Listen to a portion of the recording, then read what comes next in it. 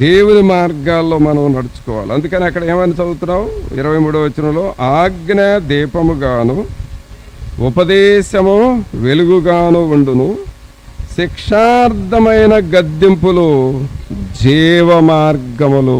శిక్షార్థమైన గద్దింపులు జీవమార్గములు. కాబట్టి మేలు కలుగు మార్గం ఏది అని అడిగితే మనం తెలుసుకోవాల్సింది ఏంటంటే, దేవుని ఆజ్ఞలను పాటించాలి, దేవుని ఉపదేశమును పాటించాలి. అదే మనకు వెలుగుగా దీపముగా ఉండి జీవ మార్గముగా ఉంటుంది. మన జీవితంలో ముందుకు వెళతాం. తర్వాత మనం వెంబడించాల్సిన మార్గాలు ఏమున్నాయనంటే 10వ అధ్యాయం చూడండి, సామెతల గ్రంథంలోనే 10వ అధ్యాయము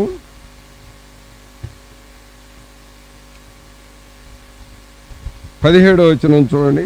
10-17, ఉపదేశమును అంగీకరించువాడు జీవ మార్గములో ఉన్నాడు, గద్దింపునకు లోబడని వాడు త్రోవ తప్పును. చూసారా? ఉపదేశమును అంగీకరించువాడు జీవ మార్గములో ఉన్నాడు, గద్దింపునకు లోబడిన వాడు త్రోవ తప్పును. ఈ సిటీ స్టడ్ అయిన ఈ క్రికెట్ ప్లేయర్ దేవుని మాటకు లోబడ్డాడు.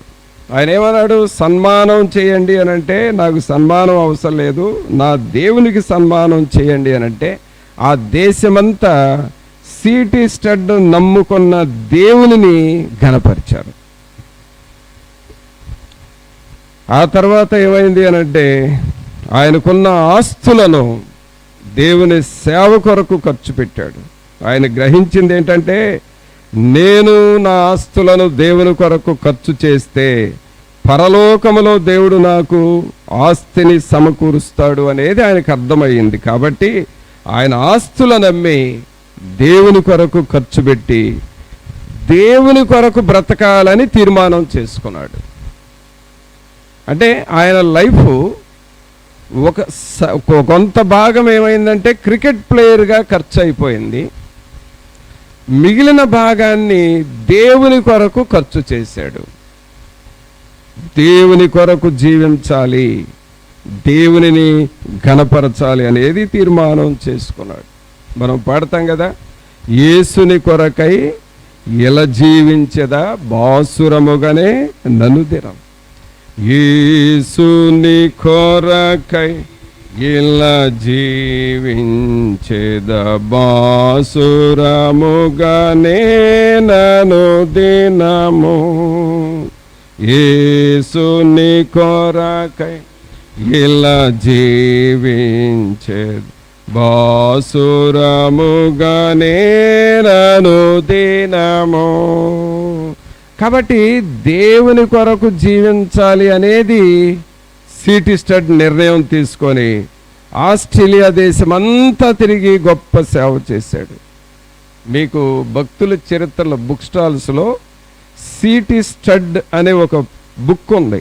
ఆ బుక్ మీ దగ్గర ఆల్రెడీ ఉండొచ్చు కొంతమంది ఇళ్లలో. అది చదివితే మీకు బాగా తెలుస్తుంది ఆయన దేవుని కొరకు ఎలాగ జీవించాడు.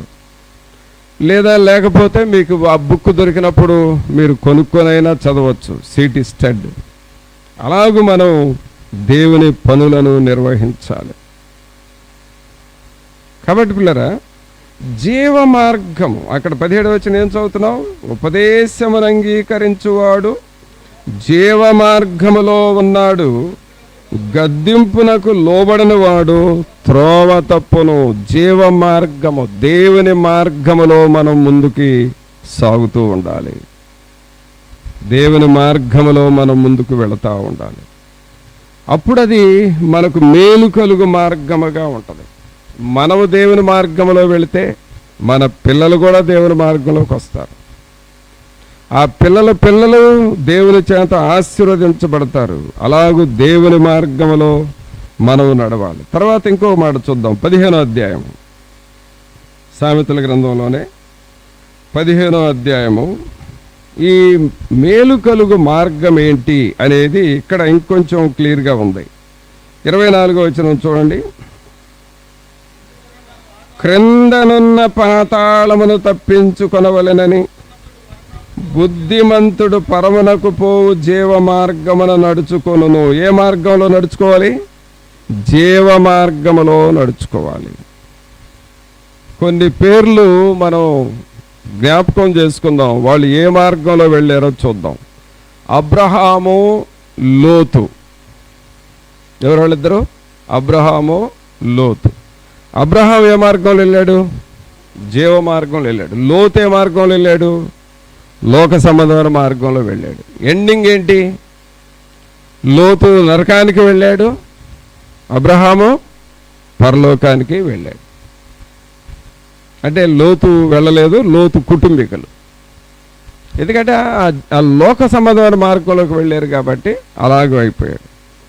తర్వాత పౌలు, అలాగే పౌలు దగ్గర ఉండే ఇంకొక వ్యక్తి దేమ. పౌలేమో దేవుని మార్గంలో నడుచుకున్నాడు, దేమ ఇహలోకాన్ని స్నేహించి లోక సంబంధమైన మార్గంలోకి వెళ్ళిపోయాడు. అలాగే యేసుక్రీస్తు ప్రభువారు యోధా ఇస్కరియోతు. యేసు ప్రభు ఏమో జీవ మార్గాన్ని బోధించాడు, యోధా ఇస్కరియోతు ఆ మార్గాన్ని వదిలిపెట్టి వెళ్ళాడు. అలాగే ఎలీషా, గెహజీ. ఎలీషా దేవుని మార్గంలో నడుచుకున్నాడు, గెహజీ లోకానుసారమైన మార్గంలోకి వెళ్ళాడు. అలాగే యెహోషువ, ఆకాను. యెహోషువ దేవుని మార్గంలోకి వెళితే ఆకాను లోక సంబంధమైన మార్గంలోకి వెళ్ళాడు. అలాగే పేతురు, అననీయ, సప్పేరా. పేతురు జీవ మార్గంలోకి వెళితే అననీయ, సప్పేరా లోక సంబంధమైన మార్గంలోకి వెళ్ళారు. అంటే వాళ్ళు ఎంచుకున్న మార్గాలను బట్టి కొంతమందికి శాపాలు వచ్చినాయి, కొంతమందికి మరణాలు వచ్చినాయి, కొంతమంది నరకంలోకి వెళ్ళిపోయారు. అందుకనే పిల్లరా, మనం ఎన్నుకునే మార్గము చాలా కరెక్ట్గా ఉండాలి, పర్ఫెక్ట్గా ఉండాలి. ఏ మార్గాన్ని మనం ఎన్నుకుంటున్నాం? దేవుని సన్నిధికి వస్తూ ఉంటాము, దేవుని వాక్యం వింటాము, కానీ అంతవరకే చాలు అని అనుకోకూడదు. మనం అసలు మన లైఫ్ దేవుని మార్గంలోకి వెళ్ళిపోవాలి. కేవలం ఆదివారం వాక్యం వరకే వింటానండి, తర్వాత మిగిలినవి వాక్యంలో ఏమన్నాయో అవి నాకు వెంబడించడం, అనుసరించడం కుదరదు అంటే అది ఎలా ఉంటుందంటే, నువ్వు ఇంట్లోకి వెళుతూ ఒక కాలు లోపల పెట్టావు, ఒక కాలు బయట పెట్టావు. నువ్వు లోపలికి వెళ్తావా బయటికి వెళ్తావా అనేది నువ్వు నిర్ణయించుకోవాలి.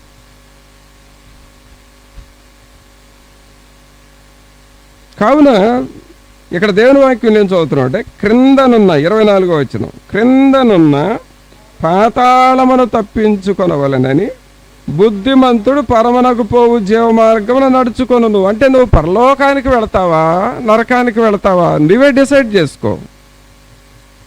అది నీ మీద ఆధారపడి ఉంది అంతే. అయితే అధికారం దేవునికి ఉంది, పరలోకానికి పంపించే అధికారము, నరకానికి పంపించే అధికారం దేవునికి ఉంది. ఆ అధికారము దేవునికి ఉంది, కానీ నీవు ఏది డిసైడ్ అయితే అది. ఇప్పుడు మన 10th క్లాస్ పిల్లలు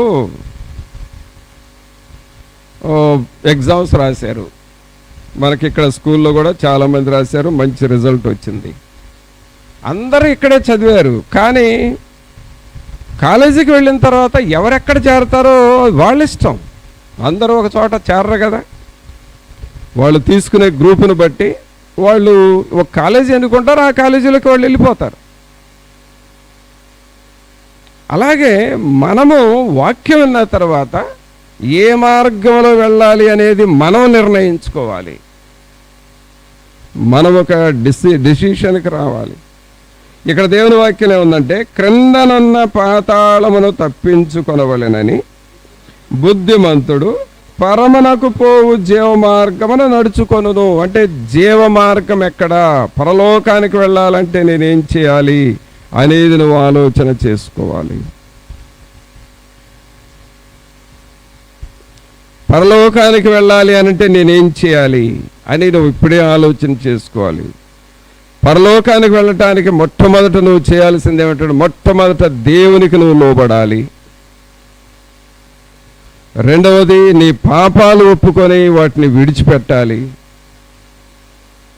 మూడవది రక్షణ పొందాలి. నాలుగవది బాప్తీసం తీసుకోవాలి. అంతవరకు ఎవరైనా చేయాల్సిన పనులే. ప్రతి ఒక్కరూ, స్త్రీ అయినా పురుషుడైనా ప్రతి ఒక్కరూ చేయాల్సిన పనులు ఇవి. ఆ తర్వాత ఇక నువ్వు జీవించే జీవితాన్ని బట్టి పరలోకములో నీకు శ్రేష్టమైనది ప్రభు ఇస్తాడు. ఆమేన్. మరి ఇప్పుడు ఎలా జీవిస్తున్నావు దేవుని కొరకు? దేవుని కొరకు ఎలా జీవిస్తున్నావు? ప్రతిరోజు మోకాళ్ళ మీద ఉండి గంట ప్రార్థన చేసేవాళ్ళు ఒకళ్ళుంటే 2 గంటలు ప్రార్థన చేసేవాళ్ళు ఇంకొకళ్ళు ఉంటారు. ప్రతిరోజు 3 గంటల మోకాళ్ళ మీద ఉండి ప్రార్థన చేసేవాళ్ళు ఉన్నారు. అందరికీ ఒకే రిజల్ట్ ఇవ్వడు దేవుడు. కొంతమంది ఏదో 10 నిమిషాలు ప్రార్థన చేసుకునే వాళ్ళు ఉంటారు. 10 నిమిషాలు ప్రార్థన చేసే వాళ్ళకి 3 గంటల మోకాళ్ళ మీద ఉండి రోజు ప్రార్థన చేసే వాళ్ళకి ఒకే రిజల్ట్ ఇవ్వడుగా. కాబట్టి నీవు దేవుని కొరకు ఎంత టైం స్పెండ్ చేస్తున్నావో దానిని బట్టి దేవుడు నీకు పరలోకంలో జీవాన్ని ఇస్తాడు. మనం దేవునికి ఇవ్వాల్సింది ఏంటంటే, ఒకటి మన టాలెంట్స్ ఇవ్వాలి దేవునికి, మన బలాన్ని దేవునికి ఖర్చు పెట్టాలి, దేవుని పనిని చెయ్యాలి. పగలు రాత్రులు దేవుని పనిని చేస్తూ ఉండాలి. ఈ ఎండాకాలంలో దాదాపు ఫిబ్రవరి నెల నుండి నాకు ఇప్పటి వరకు ఒక్క రోజు కూడా విశ్రాంతి లేకుండా దివారాత్రులు దేవుని పనిలోనే ఉన్నాను. ఎన్నో ప్రయాణాలు, ఎన్నో ప్రసంగాలు, ఎంతోమందికి ప్రార్థనలు చేయటం, ఎన్నో దయ్యాల కొరకు ప్రార్థన చేయటం, రోగాల కొరకు ప్రార్థన చేయటం, ఆ సమస్యల కొరకు ప్రార్థన చేయటం. కొన్ని ఎన్నో ప్రాంతాలు, చాలా పట్టణాల్లో, చాలా గ్రామాల్లో, వాహనాలు కూడా వెళ్ళలేని దారి లేని గ్రామాల్లో కూడా వెళ్ళి సువార్త చెప్పడం జరిగింది. ఇదంతా ఎవరి పని? దేవుని పని.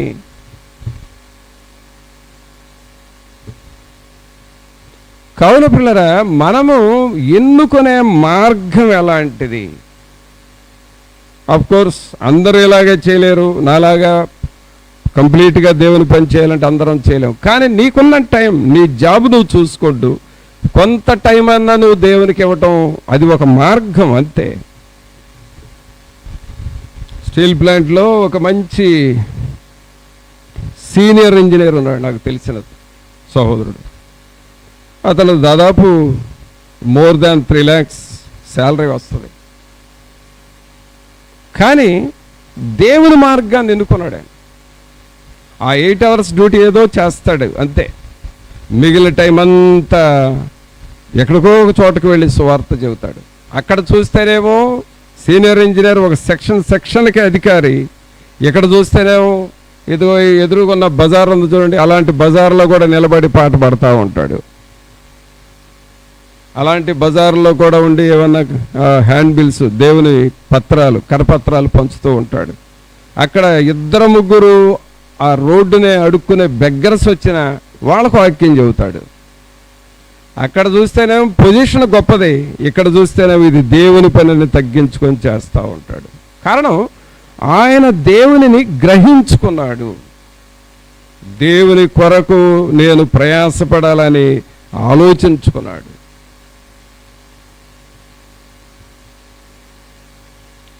కావున ప్రభునందు ప్రియరా, పరమునకు పోవు జీవ మార్గమున నడుచుకోవాలి. బుద్ధిమంతుడు పరమునకు పోవు జీవ మార్గమున నడుచుకొనును. మనం ఆలోచన చేయాలి, దేవుని పనిని ఎంతవరకు చేస్తున్నాం? దేవుని కోసం బైబిల్ చదువుతున్నావా? ప్రార్థన చేస్తున్నావా? అలాగే దేవుని కొరకు ప్రయాణాలు చేస్తున్నావా? సేవకులతో కలిసి ఎక్కడికన్నా వెళ్ళగలుగుతున్నావా? తోడు వెళ్ళి ఆ సేవలో సహకరించగలుగుతున్నావా? అలాగూ మనం ప్రయాసపడాలి ప్రియరా. దేవుని పనిని ఏమైనా చెయ్యాలి అనే ప్రయాస, ఆ గ్రహింపు మనకు రావాలి. ఇక్కడ మనకు మనతో ఉండి ఇప్పుడు పరలోకానికి వెళ్ళిన మన సహోదరుడు బెనర్జీ గారు, ఆ గ్రహింపు ఆయనలో ఉండటం చూశాను నేను. దేవుని పని అంటే పిల్లోడులాగా చేసేవాడు. నేను ఒక స్కూల్ డైరెక్టర్ని, నేను చేయటం ఏంటి అని అనుకునేవాడు కాదు. పోయిన సంవత్సరం జంపల్లో VBS జరుగుతూ ఉంటే తెనాల్లో ఒక వస్తువు అవసరం అయింది. అది అక్కడ ఆ VBSలో పిల్లలకు చూపించాలి. అప్పటికప్పుడు వెంటనే ఫోన్ చేశా, అర్జెంటుగా ఇది కావాలి అని అంటే సరేనా అన్నాడు. ఇక్కడ ఏం పనులు ఏమి ఉండవా, ఫ్రీగా ఏమైనా ఉంటాడా? ఉండడు, చాలా పనులు ఉంటాయి, బాధ్యతలు ఉంటాయి. కానీ ఫోన్ చేశా, అర్జెంటుగా ఇది కావాలి బెనర్జీ, ఇక్కడ పిల్లలకి చూపించాలి. ఇక్కడ అంటే పిల్లలకి అన్ని చూపిస్తూ ప్లే మెథడ్లో చెప్పాలి కదా, అది అర్జెంటుగా కావాలంటే అంతే. వెంటనే ఆ వస్తువు తీసుకున్నాడు, బండి వేసుకొని వచ్చేసాడు, టైంకి అది అందించాడు. ఒక గ్రహింపు ఉండాలి పిల్లరా. దేవుని పని అని అంటే మన పనులు మానేసైనా పరిగెత్తుకుంటూ వెళ్ళాలనే ఒక గ్రహింపు ఉండాలి. అదే జీవ మార్గం అంటే. దేవుని పనికి మనం ఉపయోగపడాలి, దేవుని పనులకు మనం ఉపయోగపడాలి. నీవు ఉపయోగపడే కొద్దే నువ్వు ఫలిస్తావు, అది దేవుడు నీకు ఇచ్చే రిజల్ట్. అది నువ్వు ఉపయోగపడే కొద్దే దేవుని ఫలిస్తావు. ఎందుకంటే ఇప్పుడు మనం మందిరం పనులు పెట్టుకున్నాం, సిమెంట్ వర్క్ కొంత జరిగింది పునాదుల్లో, రోజు నీళ్లు పోయాలి అబ్బాయి అని చెప్పా ఇక్కడ మన సహోదరులకి. ఉదయము, మధ్యాహ్నం, సాయంకాలం 3 పూటలో నీళ్లు పోయాలి, అది బాగా కాంక్రీట్ బిగవాలని చెప్పాం. అలాగే చేస్తూ ఉన్నారు. నీకు అప్పగించబడిన పని, అది చిన్నది కావచ్చు, పెద్దది కావచ్చు. దేవుని పనిని నమ్మకంగా చేయటం అనేది నీవు ఆశీర్వదించబడతావు అనే దానికి గుర్తు. అది మనం గ్రహించుకోవాలి. నా జీవితంలో అది నేను గ్రహించుకున్నాను, ఇప్పటికీ నేను చేస్తున్నాను.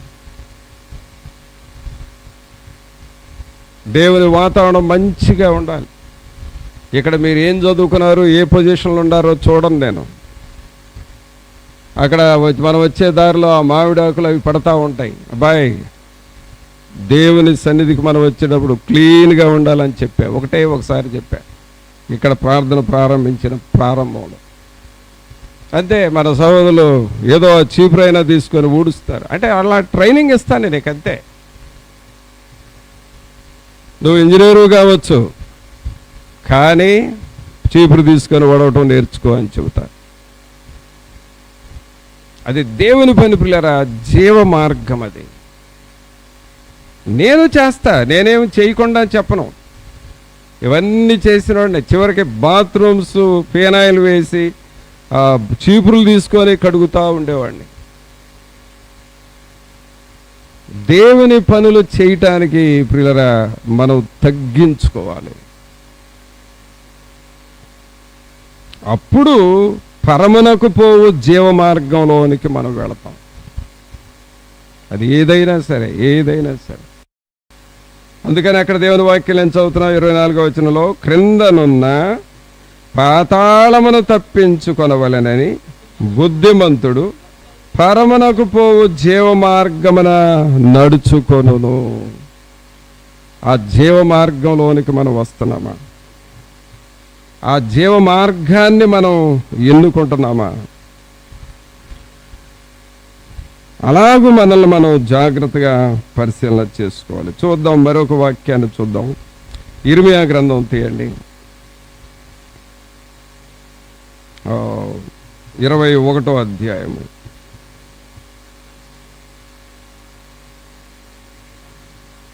ఇర్మియా గ్రంథము 21వ అధ్యాయము.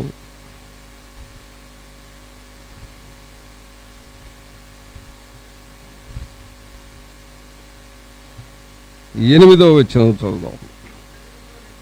ఈ ప్రజలతో నీవిట్లనము, యెహోవా సెలవిచ్చినదేమనగా, జీవ మార్గమును మరణ మార్గమును నేను మీ ఎదుట పెట్టుచున్నాను.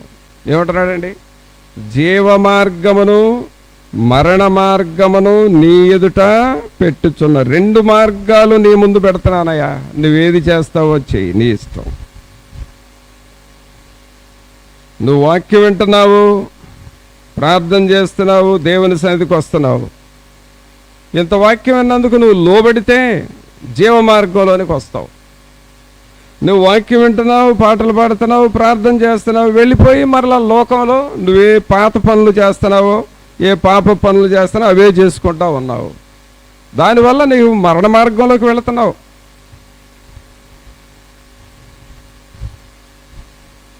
వాక్యం వింటూ మరలా తిరిగి లోక సంబంధమైన పనులు చేయటం, మరణ మార్గంలోకి వెళుతున్నావు. అందుకే దేవుని మార్గంలోనికి మనం రావాలి. దేవుని మార్గంలోనికి రావాలి. ఈ మధ్య నేను ఒక స్థలంలో కూటాల్లో వాక్యం చెబుతూ, ఈ సడన్గా తెల్లవారుజామున వర్షం వచ్చింది కదా, భారీ వర్షం, దాదాపు రాష్ట్రం అంతా ఉంది ఈ వర్షం. చెట్లు పడిపోయినాయి, వాతావరణం అంతా మారిపోయింది, కరెంటు పోయింది. చాలామంది ఆ రాత్రి మాకు నిద్ర లేదని చెప్పారు. నేను ఆ మీటింగ్స్లో ఏం చెప్పానంటే, తెల్లవారుజామున తుఫాన్లాగా గాలి వర్షం వచ్చింది, కరెంటు పోయింది, చెట్లు పడిపోయినాయి, అందుకు మనకు కొంత నిద్ర డిస్టర్బ్ అయింది అంతే. కానీ అదే తెల్లవారుజామున దేవుడే వచ్చాడనుకో, రెండవ రాకడలాగా, ఏమైపోయి ఉండేవాళ్ళు మీరు? రెండవ రాకడకు వచ్చినట్లు దేవుడు వచ్చి లోకాన్ని తీసుకొని వెళితే ఏమైపోయేవాళ్ళు? మీకు వాక్యం చెప్పేవాళ్ళు ఉండరు, మీకోసం ప్రార్థన చేసేవాళ్ళు ఉండరు. మరలా మీరు పశ్చాత్తాపడండి, బాప్తిసం ఇస్తాం రండి అని చెప్పేవాళ్ళు, అడిగేవాళ్ళు ఉండరు కదా. ఏమైపోయేవాళ్ళు? అనగా ముందుగానే మనం సిద్ధపడి ఉండాలి అని చెప్పాను. దేవుడు పద్దాక తరుణాలు ఇస్తాడని అనుకోవద్దు, మీరు ముందుగానే సిద్ధపడి ఉండండి.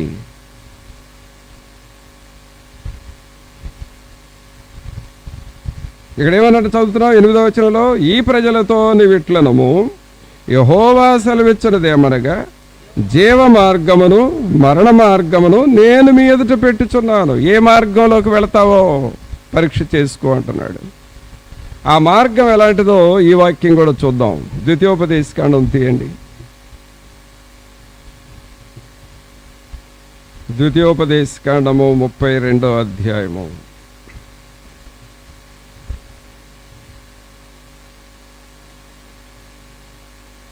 ద్వితీయోపదేశకాండం 32వ అధ్యాయము 46-47 వచనాలు చదువుదాం.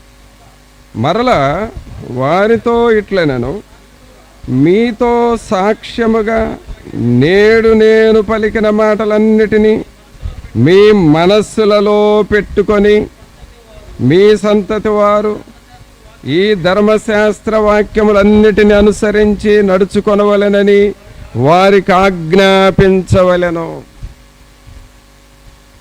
నేడు నేను పలికిన మాటలన్నిటినీ మీ మనస్సులో పెట్టుకోండి.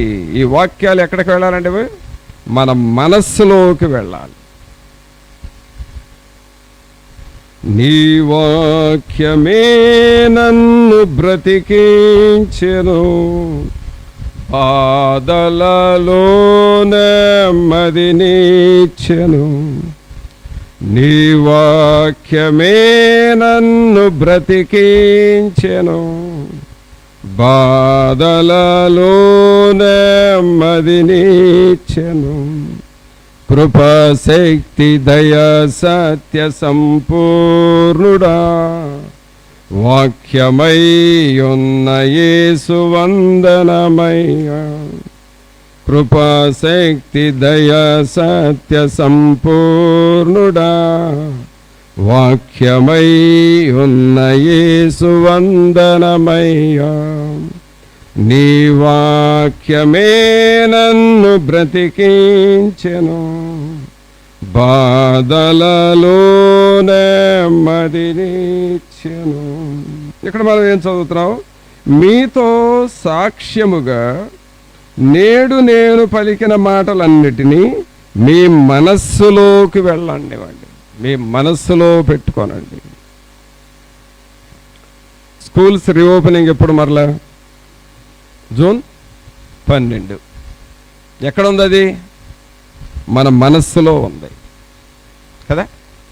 జూన్ 12న స్కూల్స్ రీఓపెన్ చేస్తారనేది నీ మనసులో ఉంది.